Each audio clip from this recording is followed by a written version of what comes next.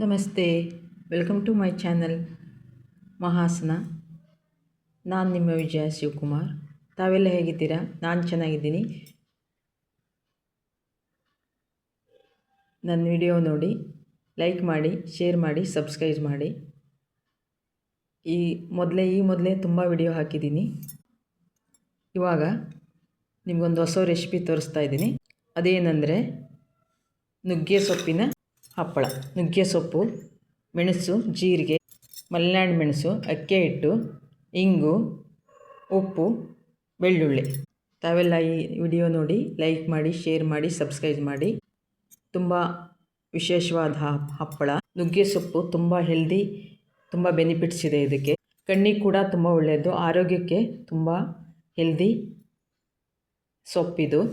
ಉತ್ತರ ಕರ್ನಾಟಕದ ಸ್ಪೆಷಲ್ ಹಪ್ಪಳ ನುಗ್ಗೆ ಸೊಪ್ಪಿನ ಹಪ್ಪಳ.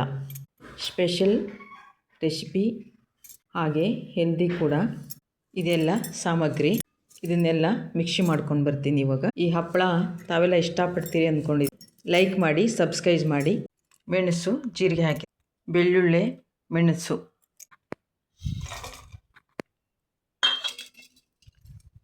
ಇದು ಹೆಲ್ದಿ ನುಗ್ಗೆ ಸೊಪ್ಪು, ತುಂಬ ಬೆನಿಫಿಟ್ಸ್ ಇದೆ ನುಗ್ಗೆ ಸೊಪ್ಪು. ಇಂಗು, ಇದು ಕೂಡ ಇದಕ್ಕೆ ಹಾಕ್ತಾ ಇದ್ದೀನಿ. ಇದನ್ನ ಇವಾಗ ರುಬ್ತಾ ಇದ್ದೀನಿ. ಉಪ್ಪು ಹಾಕ್ತಾ ಇದ್ದೀನಿ. ಇದು ಅಕ್ಕೆ ಹಿಟ್ಟು, ರುಬ್ಕೊಂಡಿರೋ ಖಾರ, ನುಗ್ಗೆ ಸೊಪ್ಪು ಇಟ್ಕೊಂಡಿರೋ ನುಗ್ಗೆ ಸೊಪ್ಪು ಹಾಕ್ತಾ ಇದ್ದೀನಿ. ಇದನ್ನು ಈಗ ಕೈ ಆಡಬೇಕು. ನುಗ್ಗೆ ಸೊಪ್ಪನ್ನು ಹಿಟ್ಟು ಹಾಕ್ತಾ ಇದ್ದೀನಿ. ಸ್ಪೆಷಲ್ ಹಪ್ಪಳ ನುಗ್ಗೆ ಸೊಪ್ಪಿನ ಹಪ್ಪಳ.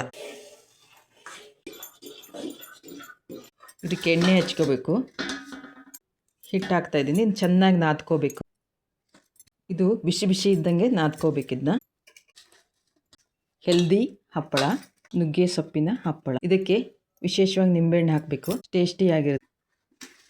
ಇದು ಉಳ್ಳೆ ಮಾಡ್ಕೋಬೇಕು.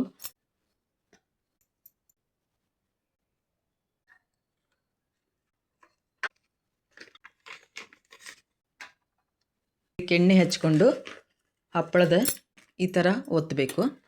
ಇದು ನಮ್ಮಮ್ಮ ಮಾಡ್ತಾಯಿದ್ರು ಹೆಲ್ದಿ ಹಪ್ಪಳ. ಮಕ್ಕಳಿಗೆಲ್ಲ ತುಂಬ ಇಷ್ಟ. ಇದು ಆರೋಗ್ಯಕ್ಕೂ ಕೂಡ ಹೆಲ್ದಿ ಹಪ್ಪಳ. ಈ ವಿಡಿಯೋ ನಿಮ್ಗೆ ಇಷ್ಟ ಆದರೆ ಲೈಕ್ ಮಾಡಿ, ಶೇರ್ ಮಾಡಿ, ಈಜಿ ಕೂಡ ರುಚಿಯಾದ ಹೆಲ್ದಿಯಾದ ನುಗ್ಗೆ ಸೊಪ್ಪಿನ ಹಪ್ಪಳ. ಲೈಕ್ ಮಾಡಿ, ಶೇರ್ ಮಾಡಿ, ಸಬ್ಸ್ಕ್ರೈಬ್ ಮಾಡಿ. ನಮಸ್ತೆ.